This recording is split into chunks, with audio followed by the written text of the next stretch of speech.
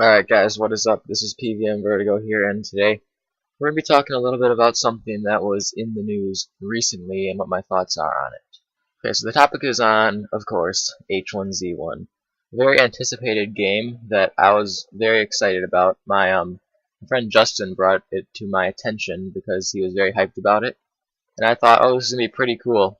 It's going to be based on the PlanetSide 2 engine, which I enjoyed playing. PlanetSide 2. It's pretty fun.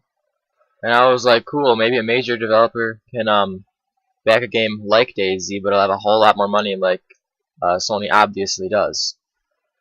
So yeah, that was the hype, and H1Z1 just came out for alpha early access on Steam.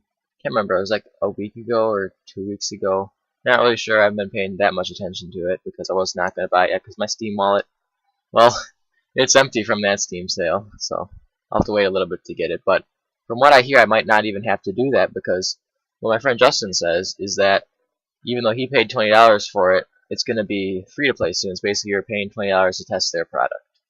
And I'm like, okay, that's kind of sketchy. I wouldn't really care because you do get to test it out early, and you know, if you make YouTube videos, you can kind of get an early look for your subscribers. But I mean, seriously, Sony, why would you do that? You can test out your product on your own without having to make them pay $20 for it if it's going to be free to play later. However, when I really thought about it, the fact that he said it was going to be free to play and he said it was going to be so great, I started thinking, and my brain started to turn, the gears of my brain started to turn a little bit. So I open up my phone, I look at all the free apps on the Google Play Store, and yeah, I look at all the quote-unquote free games that a lot of people download, and then I remembered, crap, okay, I know what's going on here. I know what's going on. And yeah, it was confirmed recently that there are going to be microtransactions in H1Z1. And that's gonna really suck because you may say right now that there's only airdrops, but you gotta admit when there's microtransactions like that, they'll find a way to make it so you can buy even more crap. Because as much as people would make you think it's actually free, their goal is to make you spend more on in-game items and stuff than you would on an actual game, and that's how they're going to profit, obviously. So, what are my thoughts on this?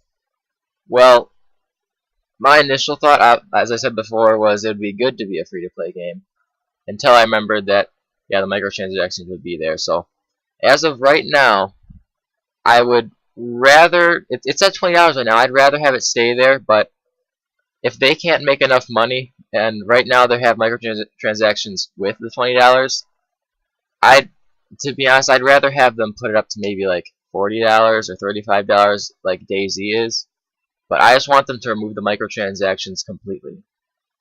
Okay, so here's a few reasons why I believe that H1Z1 should not be quote-unquote free to play.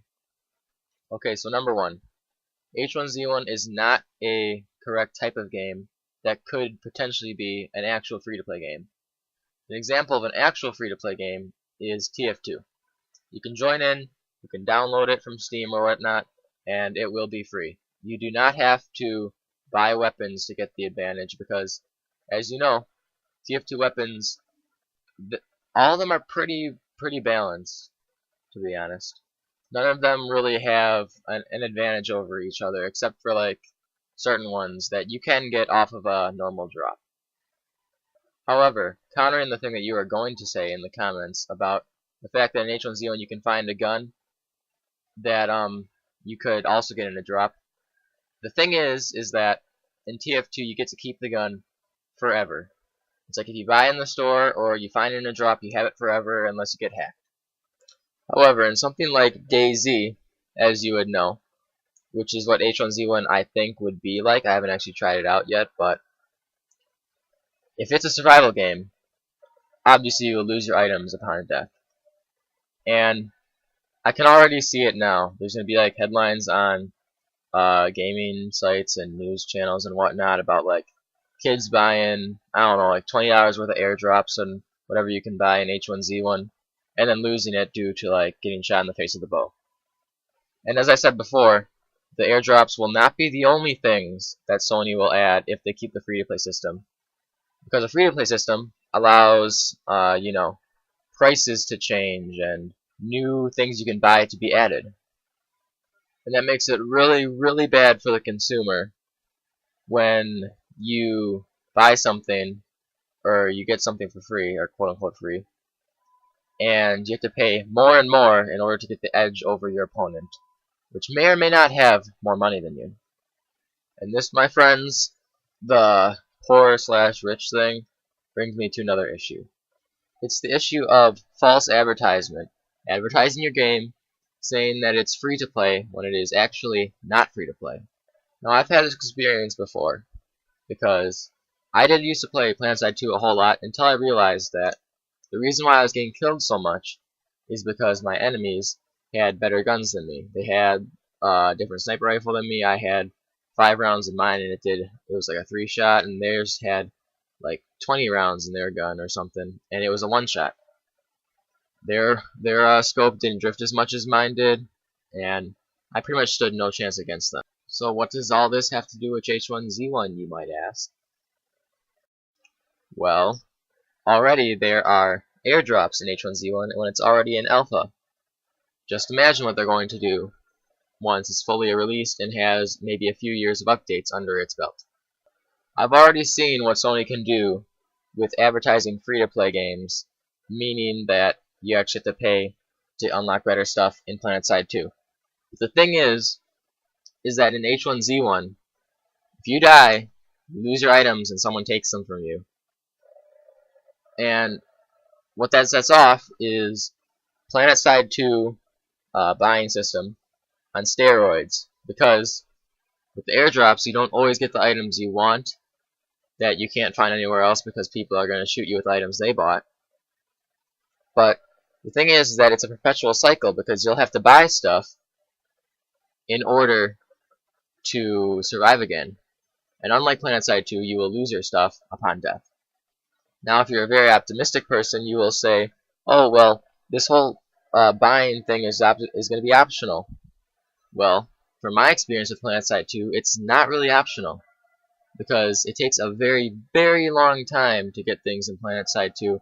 I hope it would be a little bit different in H1Z1, but probably not, because you have to remember, nothing is really free. There's got to be a way for those developers to make the money back that they're trying to make. They spent a lot of time and effort into making this game, and they want to see a profit turn. If they put it to free-to-play, they're going to find ways to squeeze money out of their consumers in order to turn a profit. So guys, just be smart. Don't get too hyped for this game. I'd wait on it for a little bit. Like, don't buy it right now unless you really want to do a review of it, or are really a fan of zombie survival games and you just really need it now. But personally, I am going to wait, because I want to see how this turns out. If it turns out good, if it's a good free-to-play system, I might just play it. But if it turns out like PlanetSide 2 did, where I was not attracted to it at all, I'm going to say no to this game. So you guys, be smart with this game.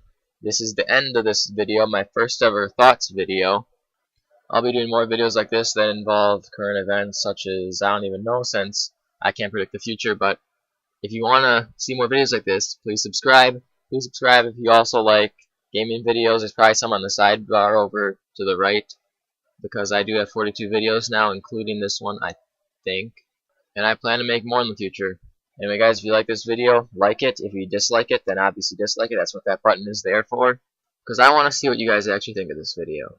Anyway guys, thank you for watching. This is PVM Vertigo. Peace out.